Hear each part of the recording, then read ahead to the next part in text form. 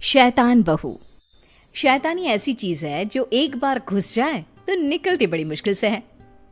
रीमा जी की बहू बिन्नी बहुत शांत मिजाज की थी, ना किसी से ज्यादा बात करती और ना ही किसी से ज्यादा मिलती जुलती। वैसे बहू अच्छी है, ज्यादा लपड़ तपड़ में नहीं रहती, कम बोलती है, कम सुनती है। नहीं तो पड़ोसन की बहू सारा दिन घर के बाहर लोगों का जमावड़ा लेकर खड़ी होती है।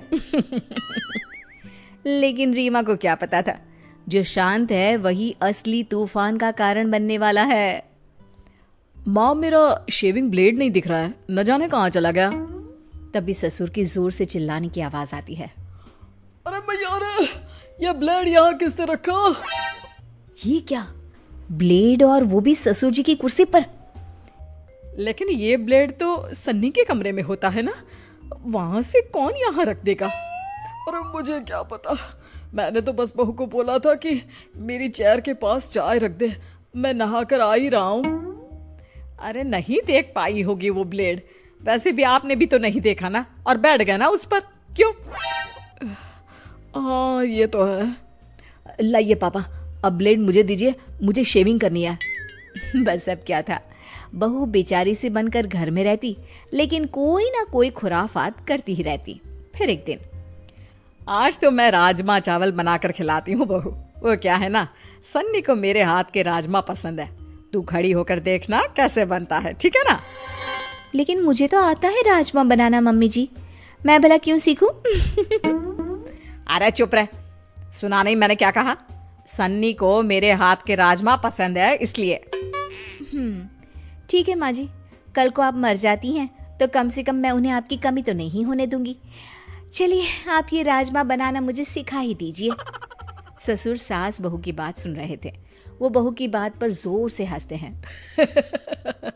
रीमा, दो जवाब बहू की बात का। हाँ जी, तो बात यह है कि सास इसलिए बहू को नहीं सिखाती कि वो मर जाए तो बहू बेटे को माँ की कमी महसूस ना होने दे, लेकिन मैं तुझे इसलिए सिखा रही हूँ क्योंकि अब से मैं आराम से बैठा करूंगी और घर में तू राजमा बनाएगी, समझी? बहू को सास की आराम परस्ती वाली सोच पर गुस्सा आ जाता है। बड़ा ये आराम करे, ये मलाई खाए, ये पार्टी करे, और मैं नाकरानी। अब बताती हूँ कि कैसे बनता है राजमा। सास तो राजमा बनाकर चली जाती है, बहू जल्दी से खुद किचन में खड़े खड़े ही खाना खाती है और फिर बचे खाने में ढेर सारा मिर्ची पाउडर डाल देती है। मेरा तो पेट फुल, अब पता चलेगा कैसे बनता है राजमा। सन्नी आता है और माँ प्लेट में बेटे को खाना देती है, लेकिन ये क्या, जैसे ही वो खाना खाता है, माँ पानी, पानी नहीं, चीनी, अरे चीनी भी नहीं, रसगुल्ला, माँ रसगुल्ला दे दे, बहुत तेज मिर्ची डाली है। हैं, ये क्या हो गया, मैंने तो थोड़ा सा मिर्च पाउडर डाला था। तभी दिखावा करती बहू भी वहां आ जाती है। माँ जी बहुत ज्यादा भूख लगी है, जल्दी से खाने को कुछ दे दो ना। ये रुको, मैं खुद ही ले लेती हूँ। हाँ तो खुद ही ले लेना, इसमें करने की क्या जरूरत है? वो माँ जी इसलिए क्योंकि वो क्या है ना, आप ही ने तो कहा था कि मैं आपसे बिल्कुल ऐसे ही राजमा बनाना सीख लूं, तो जब तक खाऊंगी नहीं पता कैसे चलेगा कि कैसे बनाना है, कैसे बने हैं, क्या? अरे नहीं नहीं, तुम रहने ही दो, तुम मत खाना, बहुत सारा मिर्च है इसमें, और प्लीज ऐसे राजमा तो बिल्कुल मत बनाना। सास को बहुत गुस्सा आता है कि बेटा ऐसा कैसे बोल रहा है, भाई कल तक तो ऐसे ही राजमे को उंगली चाट चाट कर खाया करता था, लेकिन फिर भी ये सवाल रह गया कि मिर्च आई कहाँ से? बहू, मैंने तो राजमे में मिर्च बहुत कम डाली थी, फिर कहाँ से मिर्ची आई? क्या है माँ, उस पर शक क्यों कर रही हो? अरे वो क्यों करेगी, और माना कि जलन के मारे वो ऐसा कर भी दे तो वो क्या खुद खाने की जिद करती? क्या माँ, उम्र हो रही है तुम्हारी। माँ भी समझ जाती है कि उसकी उम्र तो हो रही है, लेकिन मिर्च इतनी ज्यादा। खैर, बहू की शैतानियां तो बढ़ती ही जाती है, वो ना कुछ देखती ना कुछ सोचती, बस कुछ ना कुछ शैतानियां करती रहती। फिर एक दिन हम लोग ना थोड़ा घूमने जा रहे हैं। अरे थोड़ा क्यों जा रहे हैं, अब जाना ही है तो पूरे जाइए ना। मजाक कर रही हैं आप? अरे नहीं नहीं, क्यों? हम क्यों मजाक करेंगे? बड़ी मजाकिया हैं आप। अच्छा सुनिए ना, कल से हम लोगों के बगान में पानी दे देना ना। और हाँ, वहाँ कोई भी पौधा मरना नहीं चाहिए, नहीं तो। नहीं तो क्या है? एक तो मदद करेंगे, ऊपर से धमकी? अरे ना जी ना, ये बर्दाश्त नहीं होगा। बहू को बुरा लग जाता है, या यूं कहे कि पड़ोसन और सास के बीच की नोक झोंक के बीच उसके मन का खुराफाती दिमाग जाग जाता है।